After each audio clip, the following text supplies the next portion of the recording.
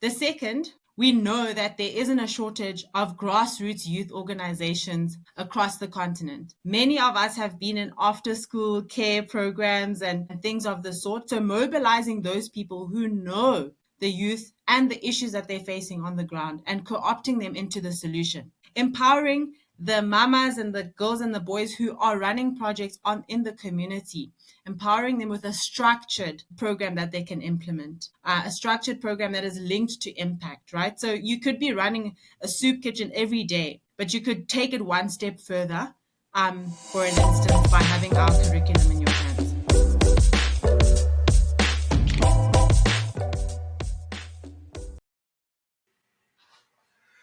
Ladies and gentlemen, you're welcome to this edition of the Beyond Africa podcast. And today we are still in South Africa. We're discussing very interesting issues in South Africa. And with me in the studio is Mr. Sandile Swana and Ms. Zimkhita Nene. And before we start, did you know that in South Africa, June 16th is celebrated as the Youth Day? And this year's theme is going to be skills for changing the world, empowering youth for meaningful economic participation. We've spoken about economic issues in South Africa. We've spoken about governance issues. Now let us look at how the youth can be involved in governance and in economic participation.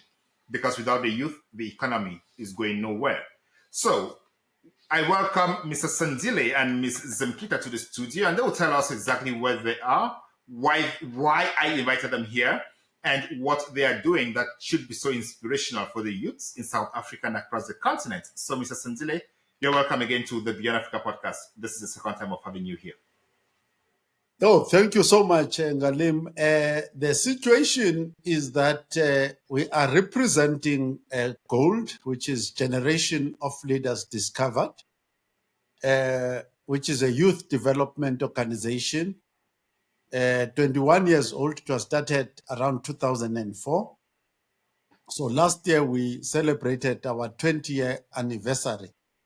So those who have time to visit our website will discover there are many testimonies of people who were here 20 years ago. They were very young teenagers at school.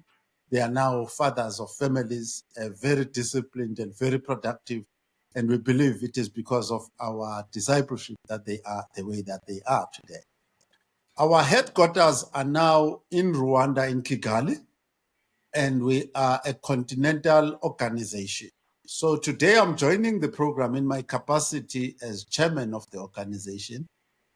I didn't start off as chairman. I was a board member, and I grew to become a chairman over time.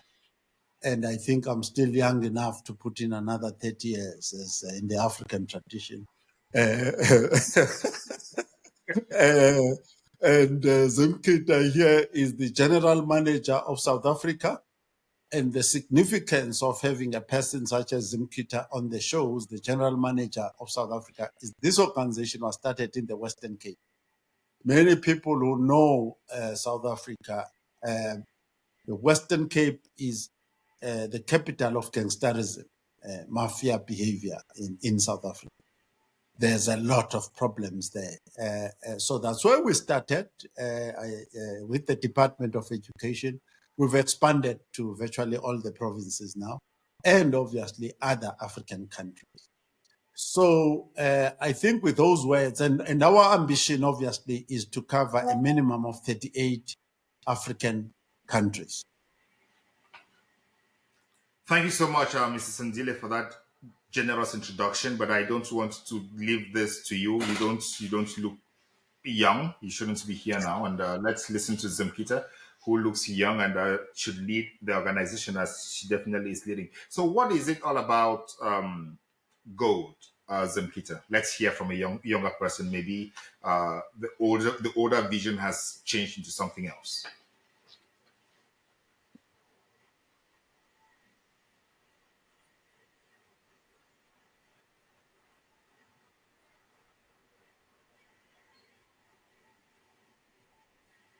African organization, very hungry to meet the needs of at least 2 million young people aged between 15 and 24 on the continent. We know by 2050, Africa will be the youngest continent in the world with the youngest population, and that provides us an opportunity. Others might call it a potential youth demographic, youth explosion. And Gold Youth is catering to that need of most young people grow up with no hope, no passion, no sense of purpose, and actually no sense of personal value. But at Gold Youth, we believe that everybody is born with an inherent value within them that cannot be alienated from them, regardless of their circumstance. So we know that more than half of the young people born in Africa are born into poverty. And as you've mentioned in previous podcasts and discussions about our current economic and governance landscape is actually not that promising. However, by investing in a young person, we believe that you can shift the dial, bring them up through skills development and empowerment, bring them up to become employable, to address unemployment in the youth competitively. We want to break cycles of poverty and de-risk the continent of youth anarchy. Youth that are not engaged are actually the risk politically, socially, and otherwise in the continent. And we believe that addressing youth risk behavior is one of the most important, as this could create an unsustainable burden on our systems of health and education. Thank you so much for that, Zimkhita. And you who is watching us now, if you are a youth, let us know in the comments section if you have any passion for life, if you have any value, or if you have any purpose. Otherwise, if you are searching for passion, searching for value, or searching for purpose, leave that in the comment section. And this must not only be a youth age-wise, it could be a youth employment-wise, economic-wise, spiritual-wise, or whatever-wise. Leave that information in the comment section, and we would communicate with you.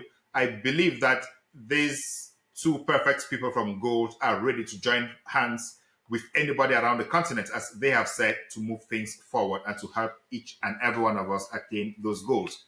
Am I wrong in any way? No, Not you are at not all. wrong. Not at all. I mean, to be sincere, it will amaze you, Ngalim, that this is my first interview on radio, TV, or any platform on behalf of Gold. So this is a big commitment, public commitment on my behalf to realize this vision. So I'm very grateful for the opportunity. This is a historic moment for our organization, 21 years in. Congratulations for running this organization for 21 years. And you're talking about gold, as in GOLD, which means one of the most precious minerals in the whole world. That means you are giving life and hope to the youth. You are giving life and hope to Africans. And this podcast serves as a torch bearer for all those who want to give hope to Africans, all those who want to give light to the continent, and all those who want to bring the youth to develop a purpose for living. Our continent, our youth are so much geared towards what I can call emotional or social justice thinking, and less of economic values that build the person. And I want to understand that that is one thing you have found you want to work on, because on your website you say you see gold in every young person. And you believe that Africa's greatest resource is its young people. Therefore, Gold's youth is the main priority, and you want to help them avoid peer pressure, which I think is very important for the African youth. So let me start with you, Zimkhita. We're celebrating your 21st anniversary. What are the key milestones that you can celebrate over the last 20 years? And have you been in this organization for the last 20 years, or you just joined? Unfortunately, I haven't been here for the past 20 years, but fortunately, I have come up in the ranks as a youth leader. Put in management also to be pioneering a program and leading a program that addresses itself to my peers. Over the past 20 years, I think our anniversary culminated in a bash and a celebration where we engage with our stakeholders of youth-led change across the continent, on a new or renewed vision to reach towards our audacious goal. We have a medium-term goal by 2032 to reach 10 million young people on the continent. And so we enlivened that vision. We did amazing visibility events just on youth alone in the continent. You won't believe how much the conversation is alive on the continent. People care and are actively creating and innovating in that space. We attended Youth Connect Summit in Rwanda. We were invited to the DRC Social Innovation Summit and other international platforms as leaders on peer education. We managed to capture so many incredible stories from the field to really showcase, impact. The stories that we are able to share are innumerable.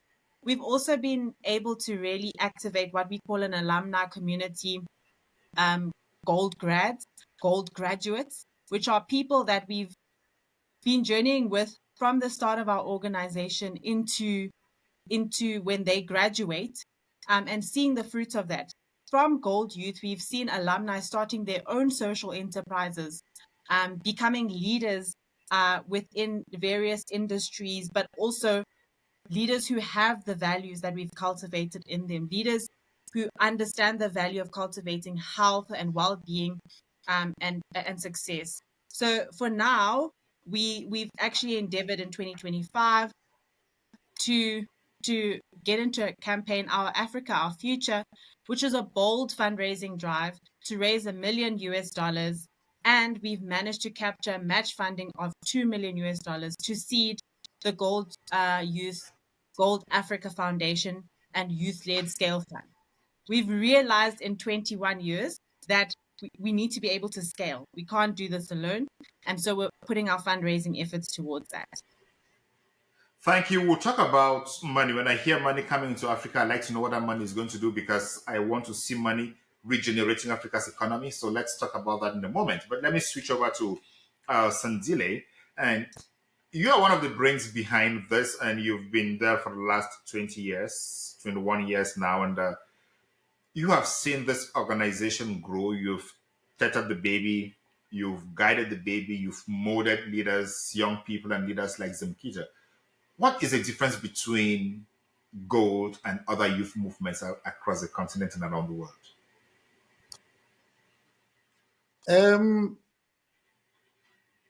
There is a strong word, I think it's a strong word that I can use. In Africa, certainly South Africa, there was a time, for instance, when we had a big HIV and AIDS crisis. And Gold said, we can actually fight against this crisis by teaching people responsible behavior and teaching young people to teach each other responsible behavior without necessarily trusting on chemicals and devices, that your own mental state and your ability to control your own conduct can actually alter your medical condition and your social condition. As you are aware that we live in a world that is dominated by pharmaceutical companies and all sorts of things like that. But when we were audited several times, we even won the British Commonwealth Prize for best practices in peer education, showing that our teachings and our mentorship schemes, changing the beliefs and behavior of people, actually has got tremendous impact in social transformation. So Gold puts the results, the social progress, in the hands of the young person, not in devices, not in chemicals, not anything. Let me interrupt you a bit. When you say that Gold put the strength or the success in the person and not in devices or chemicals, I just want you to throw a little bit more light there, just for the understanding of the audience. Yes. So I can use another example. Some of my examples are strong, and you'll forgive me. For instance, I was very impressed by a report that I read. I didn't read the full report, but I read the conclusion of the report, which said that Usain Bolt, the sprinter, is an athlete that has never tested positive for any chemical, yet is an undisputed top performer in athletics. So through your own self-discipline, and bear in mind, I was a sportsman growing up. So for instance, I would be promoting drug-free sports. So we can promote drug-free academic work, plagiarism-free academic work that you can win in life without cheating, without cutting corners. Just by being a proper person who behaves properly and does everything properly, you can actually be a success and a winner. And the youth that we are raising in Africa are the type of youth that don't cut corners, that stay on the route to success that is based on careful utilization of the resources God has already gifted you in yourself, in your person, and obviously around you, the trees, the natural environment, and everything else. Keep it honest, keep it natural, and use your brain power to the maximum degree possible, and use your discipline to make a success of your life. Thank you. And one of the best ways to achieve this would be to live in a community of people with those shared values, so that you keep on, repeating and perpetuating and holding yourself accountable, because there is hardly any success without self accountability. Once you hold yourself accountable, you are able to come in, successful in your endeavors. And I want to suspect that is one of the activities you encourage Zimkhita in this organization, which should be the basis of youth success. Tell us about that. I love what you're saying about accountability. So one of the the phrases that we use a lot at Gold Youth is the message giver is the strongest message. And that is really an encouragement to an individual that you've got to be a leader of yourself in order to be a leader of your community and your peers. So although we are looking for youth to work with, we understand that youth are not going to be perfect.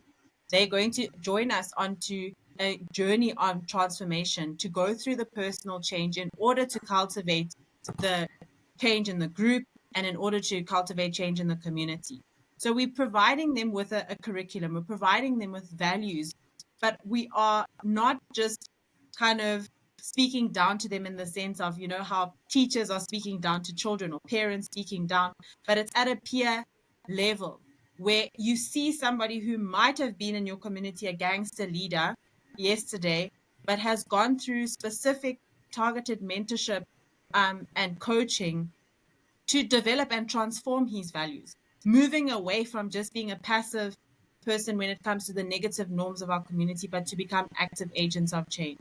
So we believe that if you invest in somebody to come onto a lifelong journey of change, to identify, some of their problematic behaviors, but empower them with information, create a safe environment where we can listen to them and care. I think we contribute so much care and support to youth, where, there's probably a lot of neglect and a lot of, systematic failures in the system of youth education and upbringing.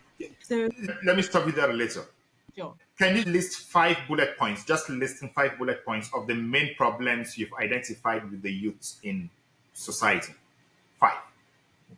5 main problems that youth are facing in society. The number one, I think I would categorize as youth risk behavior.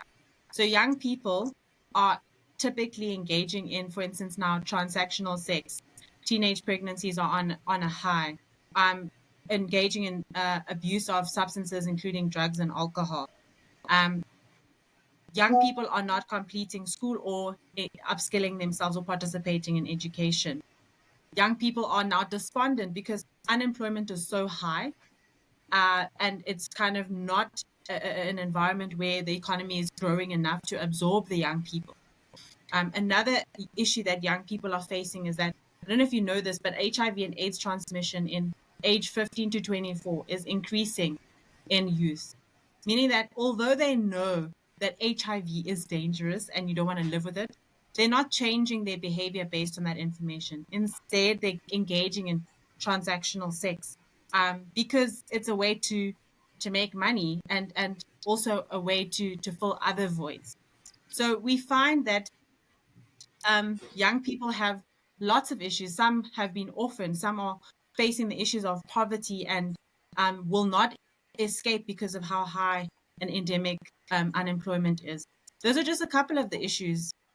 People are hopeless because what jobs are we going to be getting into the future? Not thinking about entrepreneurship necessarily as possible things that can be unlocked. You can actually make a living being an entrepreneur. Those are ideas that we're trying to get young people to kind of get out of those norms of those norms that keep you, that hold you back, I suppose. All right, thank you. Now, I just want you to list 3 or 4 activities that you see as solutions to these problems. Okay, so I know you've mentioned some, but just list 4 or 5 activities that you see as solutions to these problems. The first one is unbelievably that if you recruit youth leaders within the community who are not necessarily the best performing, the smartest, the most prolific members, but they are opinion leaders in the form of youth who are out of school and youth in school. That is the first step, because they will be people that once you have cultivated healthy ideas for flourishing in them, they will be able to spread that information to their peers and reach out to their peers within their community. The second, we know that there isn't a shortage of grassroots youth organizations across the continent. Many of us have been in after-school care programs and things of the sort. So mobilizing those people who know the youth and the issues that they're facing on the ground and co-opting them into the solution. Empowering the mamas and the girls and the boys who are running projects in the community. Empowering them with a structured program that they can implement. A structured program that is linked to impact, right? So you could be running a soup kitchen every day, but you could take it one step further, for an instance, by having our curriculum in your hands. The next one is that we encourage an enterprising spirit in young people. From when you meet us, when you're 14, 15 years old, we actually encourage entrepreneurship as a viable way to make a livelihood.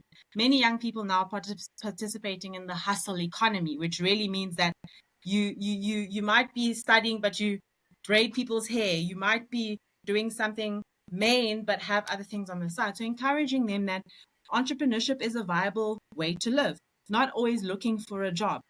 Not taking for granted that if you go for some kind of training, it's upskilling you to do something on your own, not necessarily to try to send CVs, because the reality is we are not getting jobs.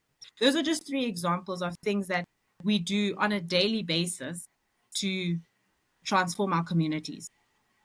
Thank you so much. Let me put these in my own words. 1, keep yourself very busy by doing the right things. 2, learn something you can do with your hands. You can study what you study in school, but learn something you can do with your hands. And 3, identify a role model. The person can be with you, or the person could be a star somewhere. You study that person, learn how that person became what the person, how the person became what the person is now, and that can actually inspire you to become a better person in your life. Sandile, I know you have gone through all these steps of identifying problems and looking for solutions, but we cannot do this without the necessary resources, that is the money, to achieve the objectives that we've set. So while focusing on or mentioning some of the solutions and the problems you've identified, how are you raising the money to get these activities going? Because I know Zimkhita won't be sitting as general manager without a salary at the end of the month. Thank you. I first want to add to Zimkhita something that to what Zimkhita was saying, to something that we're starting for the first time, which is to link up with the kings and chiefs, so that the traditional authorities in the traditional communities, when they say they are doing youth development program, there's a proper curriculum and proper instruction that goes into the cultural process that people go through, but now this time underpinned by a scientifically proven and systematic way of training the youth. So we're busy with that. for the first time now. Then coming to the issue of funding, I will start with the geopolitical arrangements first. Historically, we've looked at many Christian Western-based organizations and charitable organizations to support us, and we've been successful in that. I've now issued a much broader instruction, if you want to call it that we also need to touch on places such as Asia and the emerging world to build networks there. So that's just at the highest level, strategic level. So we would be linking up with people in South Korea, Singapore, and so on and so forth. That has already started to happen. Number two, we are looking for, so obviously there's a reason why our headquarters are in Zimbabwe, in Kigali, in Rwanda. The international economic rating of Rwanda is different from that of South Africa. South Africa is regarded as a middle-income country. So there are certain types of funding that is not allowed to flow into middle-income countries. But if you are headquartered in a totally a more underdeveloped country, you have a better chance. But Rwanda is the third most prolific international finance center in Africa, actually ahead of Joburg and Cape Town. So we have partnered with the International Finance Center to look for international investors who are looking for impact, international impact investors who can come into the highly regulated, trustworthy and financial center environment. So we've set up the structures already. So we're busy with that, finalizing that, so that we can have a different type of investors coming into the business. And thirdly, as Zimkhita has mentioned, the issue of creating employment. So we have two streams there. Gold has got a consulting project management type company, which we own, which actually charges for our services. So development type services, we earn money through that. So other agencies that want work done, they can employ our consultancy service. We also have started an entrepreneurship business where these young people who've been trained by us start entrepreneurial businesses that are linked to major corporates and so on and so forth.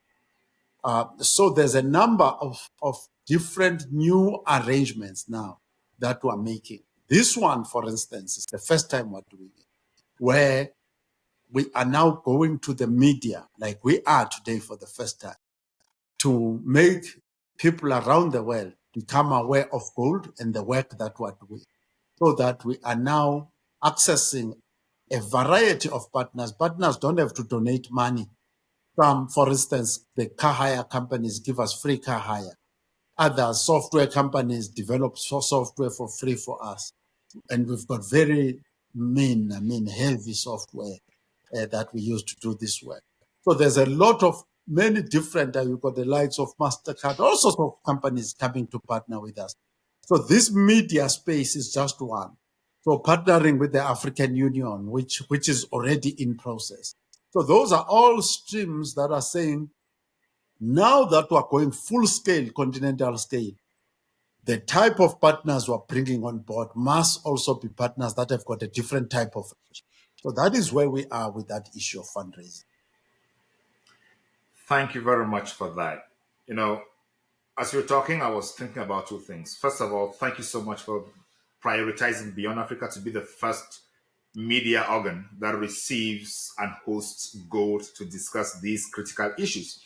And not only because I am the host of the program, it's because the team actually sought out the idea of encouraging Africans to get into investments for the transformation of the continent.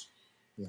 When you started talking about donors, I was waiting to hear you encouraging entrepreneurship. But if donorship remains on, please give me money to use, without building an economy on which you are going to depend, then you will not build the youth that you are trying to encourage. And now when you move from donors to investors and to impact investors, that changed my view, and felt very comfortable that gold is working to improve itself, improve the youths, and becoming self-sustainable. And that is one thing we are preaching on this podcast. We want Africans to take full responsibility for themselves, grow the continent inwardly, and invite investors. It's a global world. We cannot work without investors. Invite investors to come, but with the purpose of creating an economy that sustains itself. So we don't always go out cap in hand begging for money as our governments do. I think that is a very laudable idea, and that is something that we should encourage. And I give thumbs up to gold as you engage on this. And I'm happy that it's being done with young people who are changing the vision of the continent. You can spend a day on Twitter, on X, on Facebook, and all the political posts are about we are victims of slavery, we are victims of colonization in Africa. Africa cannot develop because of the white man. Yes, those things happened, but we need to come beyond that. We need to grow beyond that. We need to think of making ourselves better, and it's all down to us. Nobody's coming to help Africa. Africa must help herself and take her out of this quagmire. Anything to add on that? I would like to add. So just to speak to the shifts that we are also seeing in the funding landscape at the moment is that now we're no longer speaking of the NGO increasingly. So we are going towards what we call a social enterprise. That when you start something, don't start a charity case, but really start a business. And even for the value that you are creating within society, like for instance, we have got quite rigorous training and curriculum content development as a skill that we are obviously offering value to the youth that we want to serve, but it is something that can be traded out there, and make money within the business. So when you're running your social enterprise, you've got to have that concept of which components of the business actually can add value and can be marketed accordingly. But the next shift that we're seeing is that people are moving towards outcomes-based funding or results-based funding. So donors, partners, investors are now no longer interested in giving just a piece of money to you and then saying, see what you want to do with it. People want to be able to have a verified impact asset, right? That they know if I give you this much money, this is actually what I'd be able to see. So that donors are also becoming conscious of that. And one of the things that we've now started to do is put effort into building a monitoring and evaluation system that can get us real-time data on the ground, like telemetry on the ground, so that people can be able to understand in real time how is impact kind of building up, empowering grassroots organizations to be able to report at the level that is required for them to also become like robust and money worthy.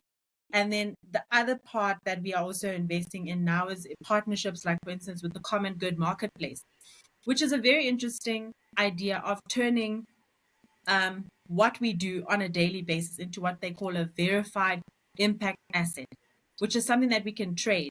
You can pay a certain amount of money for 1 year of well-being, like impact that can be kind of synthesized all the way down to that level where you can know a nominal value for how much that costs. Not what is the cost of your program to implement it, but what is the value that it contributes to the GDP per capita. And that's where we're moving towards. You're no longer in the space of just asking for a donation, but we're in the space where you have to be able to verify the impact that you're able to do on the ground. And we are also trying to capacitate not only ourselves, but grassroots youth organizations to be able to rise, to trade the impact that we are able to achieve. Sandile, what was the driving force behind this? I know people who could be happy with you, people like Elon Musk and Marco Rubio and Donald Trump, that you're moving away from the NGO sector and focusing on building investments, building an economy, sustaining the economy by itself, and not only depending on freebies. But what could be the driving force behind this strategic change? Obviously, I mean, you and I have discussed some of these ideas before. Obviously, it's one thing to know ideas at a national level, quite another to apply them to your life. For instance, the idea of NEPAD is not new. It has been there, that we must partner with people on the basis of partnership. But it has probably taken us 18 years as Gold to understand that you have to create value-adding partnerships and not just be an ordinary NGO that is looking for money to go and spend. So another thing that I haven't mentioned, obviously I'm the oldest member of the whole board and the whole organization in terms of my personal age. So any other person you'll interview in this organization is younger than me. So, but what has happened in the meantime is that very bright young people, actually amazingly bright people, have come over the time into the organization. So the terminology that you hear Zimkhita using about assets and other things is some of the people who've come with the correct modeling, economic modeling, mathematical modeling, that you can take a project, finish the project and measure its impact in society. Then a company that needs now to improve its social standing, it may not have invested upfront, can come buy that as an asset, that impact. In other words, we've created the asset, somebody else can come and, like carbon credits, like people trade carbon credits. Now, these are social impact credits. So you can credit me with a lot of brilliant stuff that comes out, but there's a lot of young people who are extraordinarily bright in the organization. But some of us who are a little bit older have had the philosophy, but not necessarily the mathematical models of how it actually applies directly to this space. So there are people like that. Some of them, we're an NGO, but we have reserve funds, so that during lean times you can use those reserve funds. So you have people with very advanced knowledge of finance who are linked in one way or the other. Others are working in the organization who are designing these things and implementing them correctly. So yes, as chairman, I've got to take credit that we're on track with creating these high impact partnerships. Yes. That's fantastic. I really love that. I'm at awe at what you are describing, that you're doing, your vision, what you've achieved, and the strategic change that you are adopting now. Because it's, we need an Africa that takes responsibility of itself, and an Africa that develops itself, an Africa that does not depend on other people. There are some activities that I see on the continent. Governments go borrow money to come and put it in an activity that does not yield any returns. You are simply indebting the country and putting people in trouble for no good reason. We need to build an economy that sustains itself by itself, not by begging for money all the time. And I'm really amazed at this, and I would like to know how far you've gone. If I come to the field now, you're telling me it's so interesting, and I love the ideas. And if I come to the field now in your area of command in South Africa, Zimkhita, what will I see or what will I hear as testimonies or as output of what you've done? Thank you so much, Ngalim. I'm sure you're familiar with the phrase, African solutions for African problems, right? Absolutely. And I think that's really at the heart of what we're trying to do. And the stories that have come out of our work are tremendous. I want to start with the micro enterprise or micro business development. So we've trained a couple of guys on micro business concepts and then get them to pilot a business idea. And one of the stories that came up was how much dignity comes from being able to make a living as a young person and be able to then give towards your family and provide. So a lot of the young people that we are working with are coming from homes that depend on a social grant, and sometimes our facilitator interns are sole income earners. So there's just that point of dignity that comes from whether you've started a business and piloted it successfully, that you can now provide for your family in ways that not even government is able to do in some dire cases. Other cases is that we have on a daily basis, sessions with these young kids that are, you'll be shocked what kids are up to these days. They're smoking drugs from early on. And you find that it's a coping mechanism to deal with hunger, right? Like you're with your mom and your mom says there's nothing else besides this, so maybe we need to be taking drugs, and seeing children turning away from drugs as a coping mechanism and focusing on school. There's another story that I heard just last year. I was in a school with one of our highest performing peer educators. She's really brilliant. She's in the top 5 academically at school, but she's always absent on Monday and on Friday from school. And because of financial reasons, she's prostituting herself on the weekend. And that means that she can't make it to school on Friday because she's got to go and start working early. And on Monday, she's tired from the weekend. Now, that is crazy that people are now having to do that just to be able to feed themselves. But through the program and just the thinking through your problems, like we're not trying to be morally high ground here to this girl, but through the program, just thinking through the problems of, okay, what is the problem? Your problem is food. So how are we going to solve this problem? How do we think this thing through? And this peer educator came back and said, because I feel that I've got an inherent value, I'm thinking of an alternative to prostituting myself. I'm thinking of something else that I want to do. And another last story that I can share with someone that I work with every day. He's a program manager of our program in the Western Cape in Kraaifontein. He was a former member of a gang, one of the famous gangs of the Western Cape, like a serious gangster that when he comes across the path of people that used to know him in his former days, people shudder, people look for the nearest corner to go and hide in.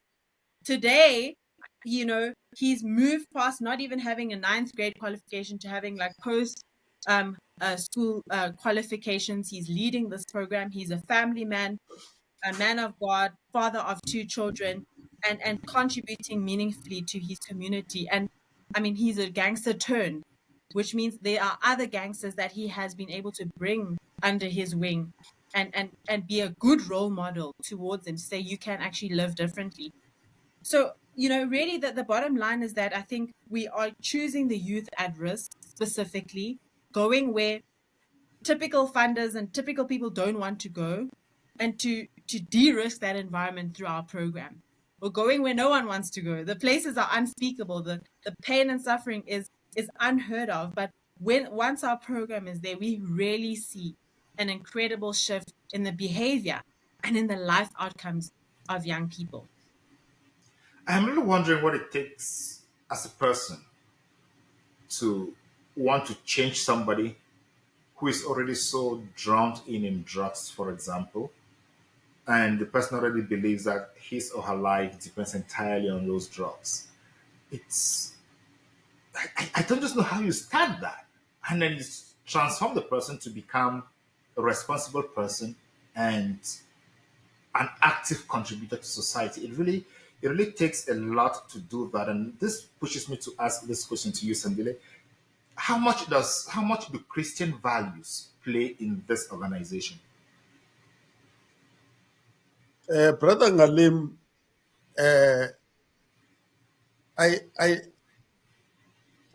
let me say this. It's not just the Christian values, it's Christian power, right? There must be power, spiritual power. So we don't do this work or sustain the organization or sustain people or develop people without believing on the creative godly power in us. Because as you correctly point out, some of these situations, looking at them scientifically, these things look hopeless. If we had to look objectively, you say this is a waste of time. I better go and find better candidates. So I'm a Christian, thoroughly a Christian myself, African Christian, African theologian. So my belief about Africa is that it's not just us moralizing, it's about the transformative power of God. And it's not easy because also the young people, when we are leading them, sometimes they become more visionary than you. So I went to a meeting a few weeks back, and the next thing they say they want to go and start operations in Eritrea. Now, if you know anything about Eritrea, you don't want to be there. And now the cautious side of me starts saying, hey, this could be a mistake. But actually, if you trust the Christ in you and you trust the wisdom and the guidance of the Holy Spirit, you will be there. So we can train principles on wisdom, how to look after your health, how to look after your diet, how to look after, and then building discipline. But I think that spirituality and exemplary behavior and the demonstration of the power of God is absolutely crucial. So, but when we meet people, we're not Bible thumping Christians. We're very professional in what we do, but we know that there's a power that we bring to the team. Yeah, that's amazing. Knowing that you have this innate spiritual power that can radiate through you without necessarily telling your interlocutor that this is the message you're sending through. The person sees God, sees Christ, sees the Holy Spirit coming out through you, what you do, what you say, and how you sing and doing. And I think that is the most powerful message that I've heard in a very long time. And I just encourage you to keep on doing that in the light of God and the light of the Holy Spirit, to keep on guiding you to achieve these objectives. And so you're talking about Eritrea expanding networks, and you're targeting 38 African countries and 10 million young people. That is enormous. How are you going to go about that? I know we're just talking about the Holy Spirit, and we're talking with the Holy Spirit, mathematics is impossible. But impossible mathematics is possible, rather, with the Holy Spirit. So how are you going to do this? 10 million people in 37 different African countries. Tell me, let me hear. So we have a roadmap. We've been working on the roadmap probably 7 years already. So some of what you regard as our daily operations is actually testing replicability and multipliability. Okay? Mm-hmm. So before coming to the show, I was looking at the scorecard of how many of the boxes have already been ticked per area of preparatory work that is there. So a person who comes to South Africa, for instance, will see operations that are happening in the normal, but we're not looking at those operations to us as the normal. We're looking at them as a training ground for scaling up across the continent.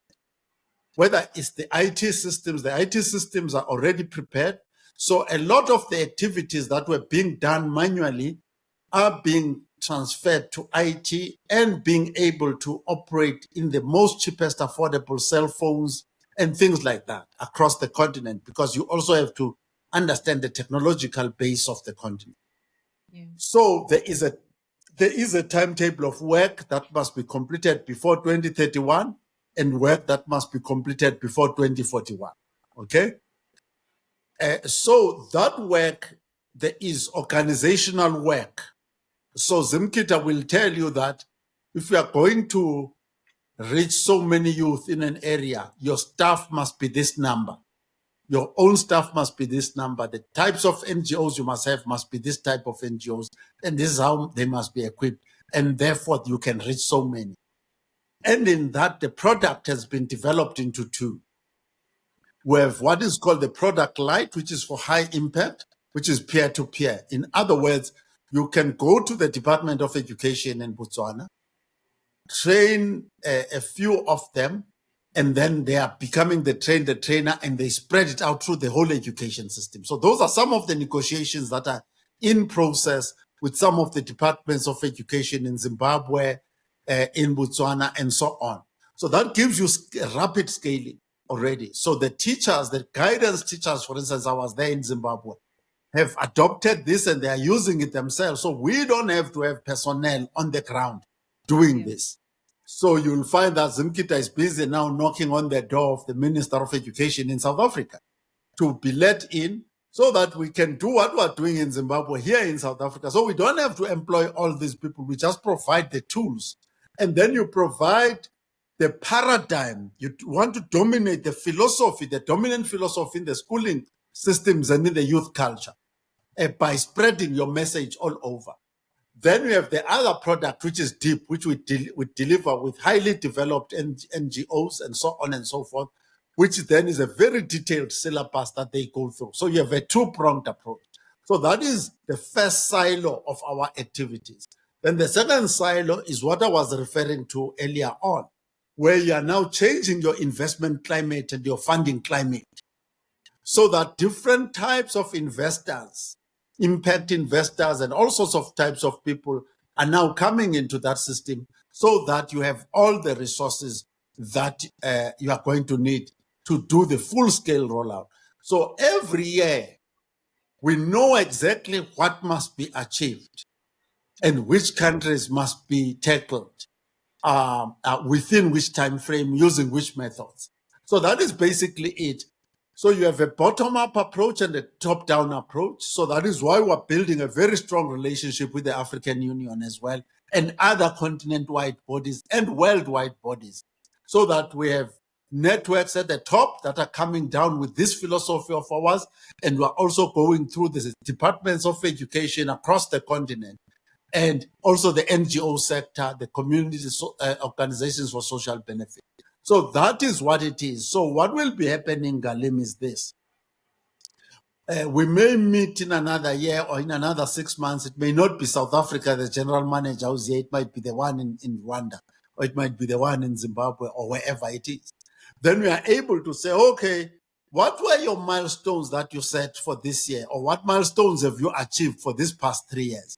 So that is why I am moving also from country to country, but we need to report to the world and to the African people for each country, what is the measurable progress that is happening in accordance with the plan. I have the roadmap here with me, but I will not go through the roadmap point by point. But that is what we're trusting, over and above the Spirit of God. That sounds ambitious, sounds courageous, sounds doable, and I believe you're going to do it. And I'm hoping to have you here in a few months to discuss what you have achieved over time with the other countries, because I really want to see this idea, especially of the mental transformation of the African youth to start taking responsibility of Africa's present and Africa's future without necessarily depending on foreign ideas or foreign support. And this is one of the ideas. As you speak to me, as we're talking, I remember the comment that I received under one of the videos that I had on the website, and it says, "These foreigners like to discuss South Africa." And I just want to make it clear to this very generous contributor, I encourage people to leave their comments under the videos so that we know where we are going to. Our objective is to transform the continent, is to bring more guidance, more light, more resourcefulness to the continent. So we like all these continents, and we advocate for free speech to the highest extent. We don't delete or moderate any comments. So as you watch us, leave your comments. So back to this comment, which says these foreigners like to discuss South Africa. We are foreigners to everybody, and we discuss South Africa not because we want to bring South Africa down, but because South Africa is the light of Africa. South Africa is at a position where most or all African countries, especially in the sub-Saharan Africa, should be advancing or advocating to be. And once you're that light, like the Bible says that the light on the hilltop cannot be hidden, we are advocating to be like South Africa. And we want to replicate the South African example elsewhere in Africa. So we cannot stop talking about South Africa. We love South Africa. We see what South Africa has done, and we want South Africa to get there. And at the same time, we don't want South Africa to stagnate, neither regress. So we also have to hold South Africa responsible to keep us motivated to getting there. If you remember, when Zimkhita gave the points they're working on, I said you need a role model that you need to look up to. And most of Africa is looking up to South Africa to get up there, academically wise, economic wise, infrastructure wise, investment wise, everything wise. So I think it's not a mistake that we are discussing South Africa on this podcast, and we will continue doing it. And thank you so much for coming and promising to come back. Yeah. So Zimkhita, what message do you have for the youth out there who are listening to us and maybe interested to know more about the program, want to benefit from the program, or just want to support the program, or in any way? What message do you have for them? Thank you so much for having us. And I'd like to first reinforce that we are an African organization with a Pan-African appetite for the whole continent. Um, we, as the youth in South Africa, the youth on the entire continent, are tasked with a very big challenge of taking care of one another and looking at the powers that be up there and what they've managed to achieve. There's a limitation, but we will soon outnumber any other demographic on the continent. We will be the most amount of youth in the world, and my challenge to the youth out there is really take up your baton. Look in your own personal life where you can contribute, support, and care in small and in big ways. Gold Youth is always looking to collaborate, so please reach out to us. We're available on social media, Gold Youth Development Agency. Gold Youth South Africa is also there, but we also have our website. If you're interested in partnering with us, please visit any one of those platforms. We are always looking to collaborate. We're not in competition. And because of how big the scope of the work is, we know that we need more hands. Thank you so much for having us. Thank you so much, Zimkhita. Over to you, Sandile. What message do you have for investors who are looking to invest in Africa? I know some investors are leaving Africa, but what message do you have for those investors or for those who like to come in? Yes, this is a message to all African investors, by the way. You have guys who are investing, billionaires who are investing, and multimillionaires, and other people who like investing. The advantage of investing in gold is that we bring in top financial experts. Our structures are designed by that. And we believe a place like Rwanda, where we are as an international finance center, is one of the strictest, competing with the likes of Singapore and so on. So everything we do is systematic, it's methodical, it's lawful, deliberately, because we don't want accidental success. We want our success to come out of predictable steps. So that is that. And clearly the period now that we're entering of scaling up significantly, next time you might hear that Swana was in Eritrea, Sandile was in Burkina Faso. And the message I want to say is specifically to the ministers of education, ministers of youth, and state presidents in Africa, that we do want to introduce our program for youth development in all these nations. We are ready. We have a proven product. We have proven systems, and we are ready to take action for a solid development of African youth across all ethnic groups and across all African countries. Thank you. Thank you so much, Sandile. Thank you so much, Zimkhita, for coming to the Beyond Africa program. Ladies and gentlemen, you heard it all. We are working towards an Africa that is self-sustaining, that is economically independent, where investments can flow, and where the youth change their minds to work towards economic sustenance for Africa. You can only do this if you are self-responsible, you hold yourself accountable, you look for a role model, you partner with people who do the right things, not only for the continent, but for you to become a valuable asset for the continent. So with this, with our usual request, leave your comments in the comments section. Tell us what you think. How did we perform? What message do you want us to hear? And whom do you think we should be bringing to the program? And that was Beyond Africa with me, your host, Ngalim Bernard. Thank you, and see you in the next episode.